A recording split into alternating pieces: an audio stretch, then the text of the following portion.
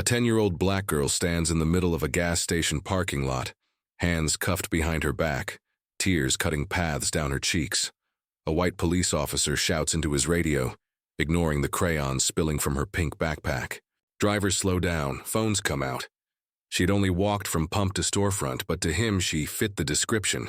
What no one sees, until she steps from the black SUV nearby, is the woman in full uniform, 4 stars on her shoulder, walking calmly toward them. Before we continue, I'd love to know, where are you watching from today? Comment below. The gas station sat on the edge of a small Georgia town where history hung thick in the air. The streets were quiet, but not peaceful. Painted over cracks of the past still showed. Generations had passed through, but the rules hadn't changed much. In this town, it wasn't what you did. It was who they thought you were.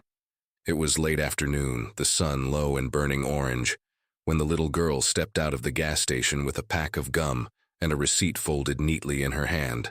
She was dressed in her school uniform, her braids tied with white ribbons, and she walked with the careful composure of someone taught to stay small in public spaces.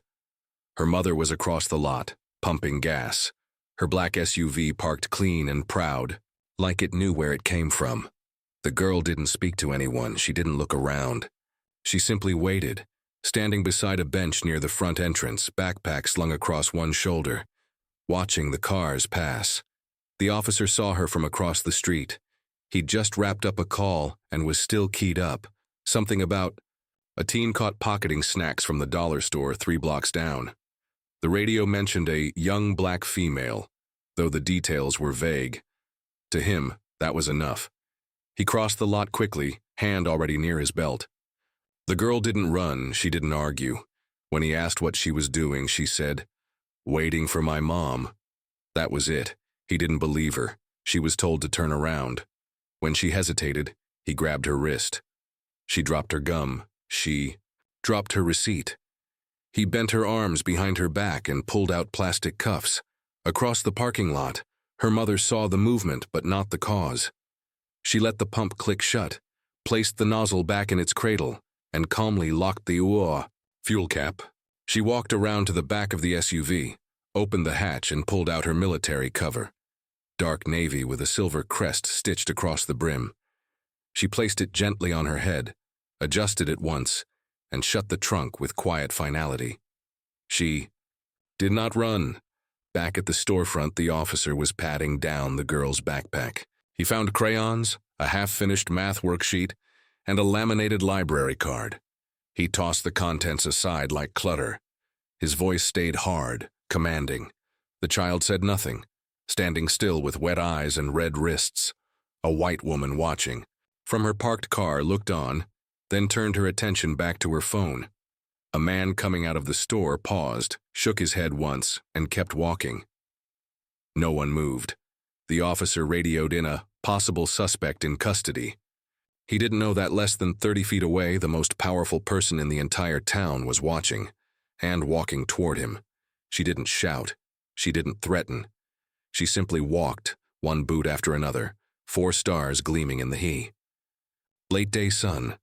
The officer did not stop when the child's tears started falling.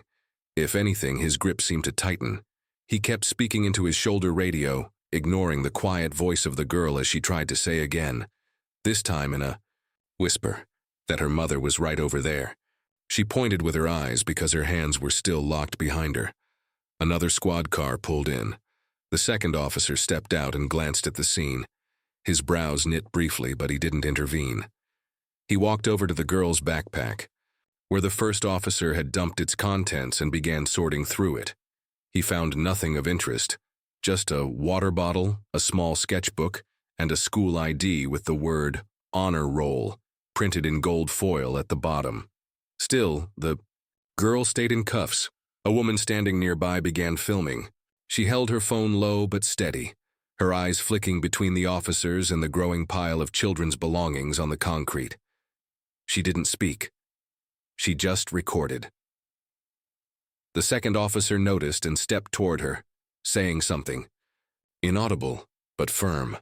Her phone trembled slightly, but she didn't stop. He reached for it. That's when a man from across the lot shouted, "She has the right to record." His voice cracked through the silence. Several heads turned. At that moment, a woman from the boutique next door, pale-skinned, well-dressed, emerged from her store holding a latte and narrowed her eyes at the scene. "I've seen that one hanging around here before," she said, just loud enough for nearby ears. "They're always getting into trouble." She didn't know the girl, she said it anyway. The little girl had stopped crying now. She was just breathing hard, her eyes locked on the pavement, trying not to fall. Over. Her shoelaces were untied. Then across the parking lot, the mother began to walk. There was no rush to her steps, no flailing, no outburst. Just a quiet, deliberate pace, the way someone walks when they've already decided who they are and how. They will carry it. A few people saw her before the officers did. One gas station clerk inside the store blinked and leaned forward toward the window. Another man, waiting in line for diesel, stepped back from his truck. He mouthed, "Is that?" The officer barked one last command at the child, something about sitting on the curb. She didn't move. He turned just in time to see the woman reach them. She was now 5 feet away, in full military dress uniform, her cap perfectly centered, her posture unshaken. Her medals caught the last light of the day, and so did the 4 stars on her shoulder boards. He straightened up instinctively, his mouth opening slightly. He glanced down at her chest, reading the ribbons, the insignia, the years of command represented in colored bars and metal pins. His hand, still resting near his belt, fell slowly to his side. She said nothing. He looked behind her and saw the SUV government plates glinting. He looked again at her face, then at the girl still standing with wrists cuffed behind her, now staring at her mother with wide, silent eyes. More people were watching now. Some had stopped pumping gas. Some had climbed out of their cars. A man across the street leaned against a lamppost, arms folded, unmoving. Everyone waited. The second officer took a step forward and opened his mouth to speak. The woman reached into her coat and removed an ID wallet. She flipped it open and held it out, still silent. The second officer stopped. The first one read the name. Then he read it again. His mouth closed. His chin dropped half an inch. No one said a word. For the first time since the incident began, the entire parking lot went still. She didn't move. She didn't scold. She simply waited, and they realized they were not in control anymore. The air felt tight, like the sky itself was waiting. The child stood frozen, wrists bound, cheeks marked by dried tears. Her mother, general in the United States Army, remained still. The ID was in her hand. The badge was on her chest. Her presence alone should have ended it. But it didn't. The officer, still holding his radio, cleared his throat. He didn't say, "I'm sorry." He didn't move to unlock the cuffs. Instead, he said the words that made the crowd shift again. "With all due respect, ma'am, I still need to complete the procedure."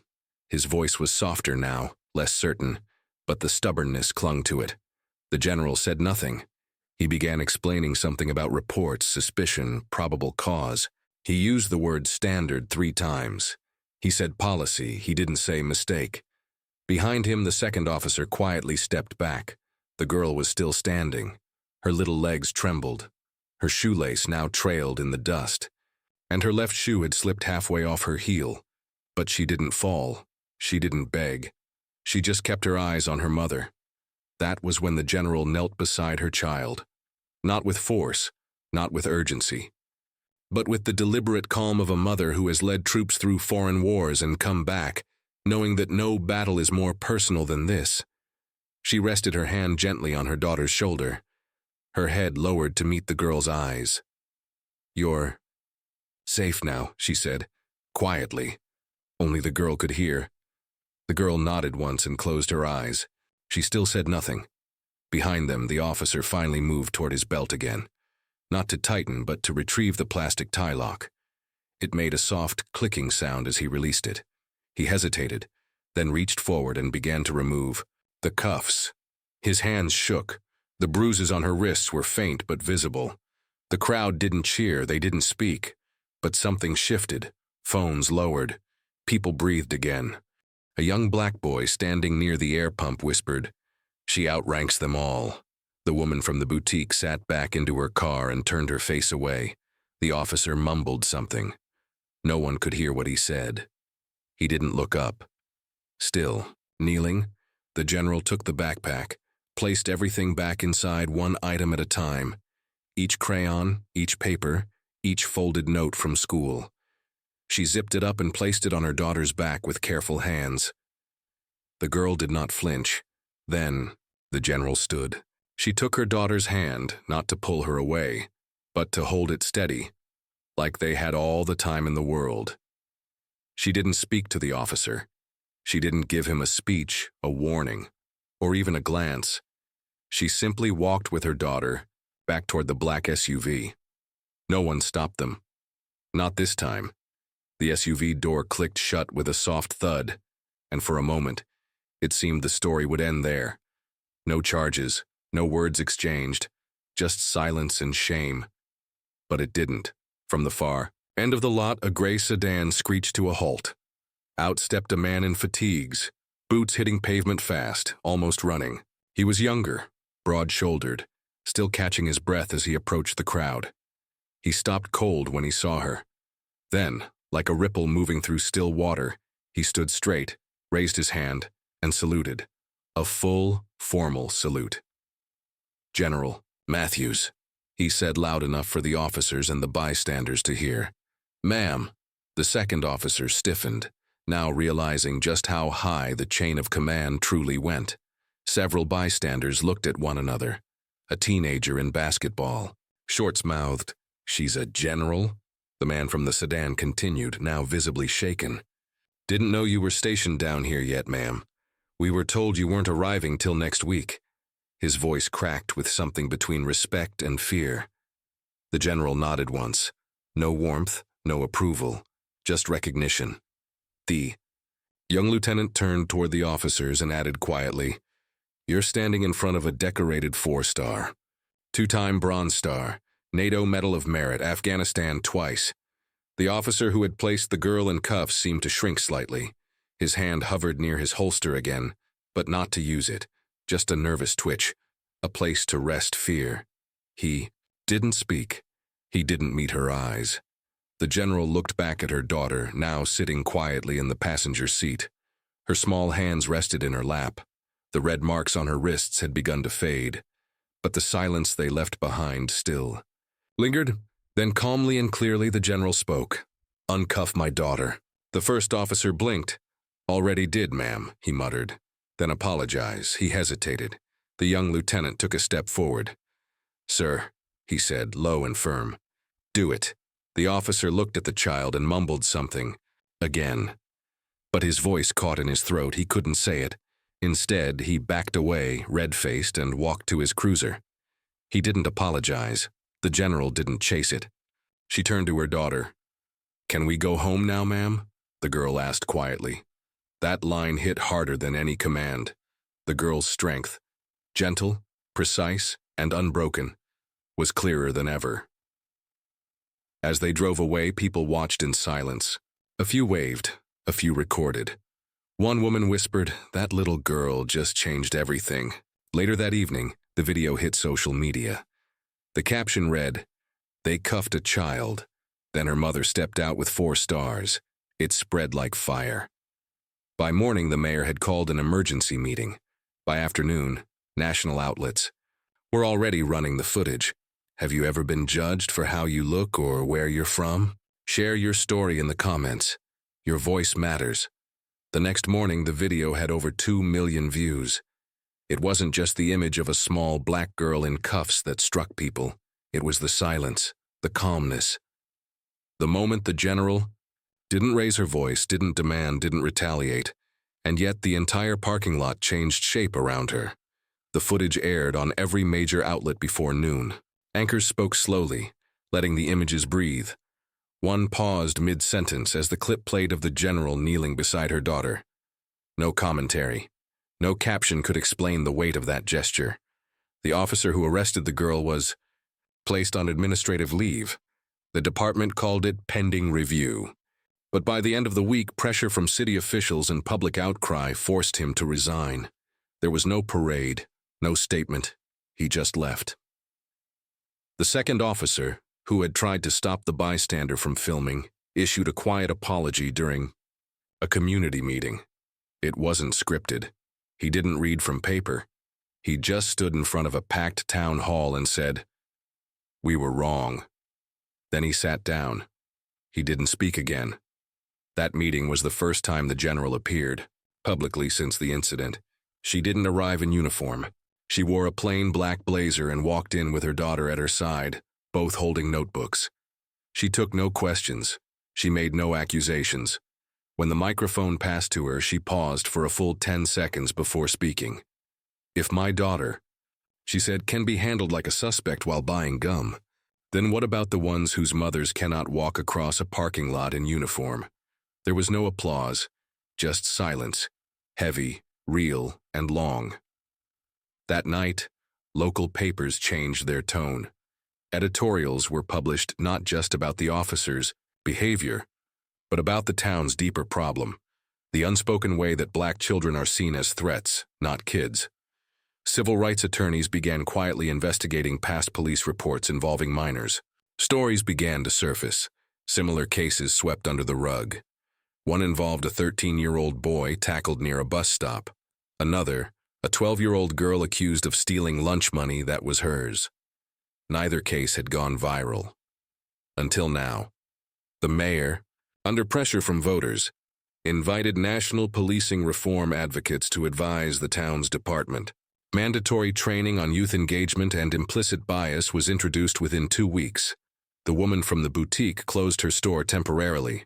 At first, she denied making any comment, but too many had heard her. When a letter of apology appeared taped to the inside of her front window, it read, "I judged without cause. I failed to see a child." She never signed it. But the handwriting was hers. Some tried to move on quickly. Others could not. The gas station owner placed a small bouquet of lilies near the curb where the girl had stood. He did not speak to media, but customers noticed the new sign near the register. "Children are not threats, they are our future. Treat them that way."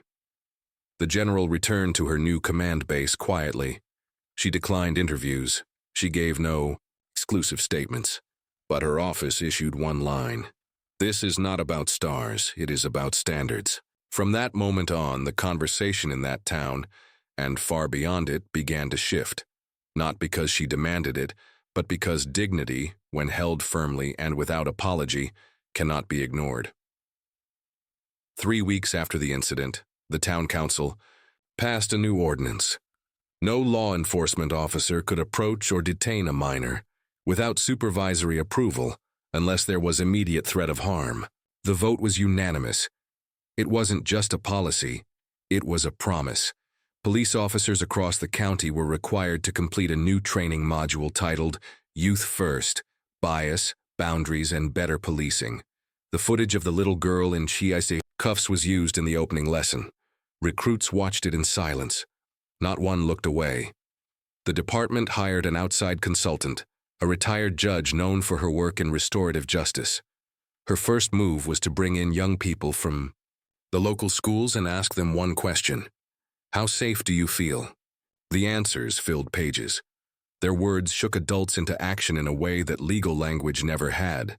And yet, amid all the changes, the little girl remained mostly quiet. She returned to school the following Monday, walking through the halls, with her head held steady. Her classmates didn't swarm her, no one asked for details, but the way teachers spoke to her changed, gentler, more respectful. She noticed, she remembered. Her mother didn't talk much about what happened either. She woke up each morning, tied her boots, reported for duty. She wasn't there to be a symbol. She was there to serve. But others couldn't forget. The general and her daughter were invited to speak at a nearby middle school. They accepted. They stood at the front of the auditorium, mother in uniform, daughter in a navy blue dress with white socks. No press, no cameras. The general didn't talk about ranks or medals. She talked about presence, how sometimes just showing up quietly and fully was the most radical thing a person could do.